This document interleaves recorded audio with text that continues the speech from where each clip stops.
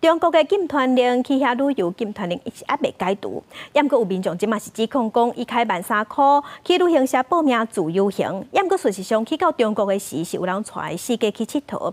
伫中国迄边的当地导游阁爱兼司机，赛车阁险啊出车祸。伊讲伊连食一顿饭拢爱家己去处理，即个民众是气喘喘。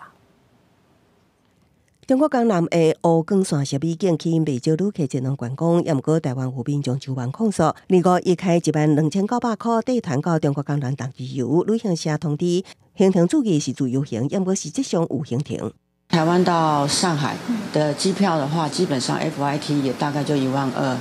如果以陆籍航空来讲，那所以基本上它的落地的部分基本上都是招待的。8个人的情况下，跟4个人，当然最后的变更一定会有不一样的餐食。民众就忙假了，除了餐点有落差，到中国才发现当地导游爱兼司机，哪讲解哪开车，开上高速公路无到半点钟，差1点下就胡乱。向旅行社反映，旅行社表示已经转达公司积极处理。民众进一步询问私人车敢有保险，还是旅游性客险？得到回答是买自由行送的行程，若讲旅客无满意，会当家己去算。自己出去玩就好了。现在网络那么发达，就事先自己做好准备。观察过去108年疫情爆发之前，民众去中国旅游的人数一年404万人，了后当年减少，今年1到9月累计117万人，显示民众去中国旅游的兴趣无减。因为台湾目前还未开放旅行社组团到中国耍，有部分旅行社改用自由行方式，利用落地成团，行法律不清楚的地带。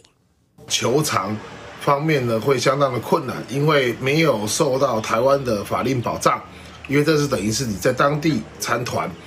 那有任何消费纠纷，没有办法循我们的法院制度或者是品保协会的协调，有约定清楚了以后，双方以后就是依照契约来履行。如果针对在地的地陪和司机的这个内容，双方都没有约定清楚，只有用口头约定，那事后就会有一些举证上的困难。品保协会指出，台湾有4000间旅行社，过去大约有9成拢有发团到中国，想要杜绝旅行社行伫法律边缘，恐惊伫陆岸对顶开放团客旅游进程，有关是真歹有妨。记者综合报道。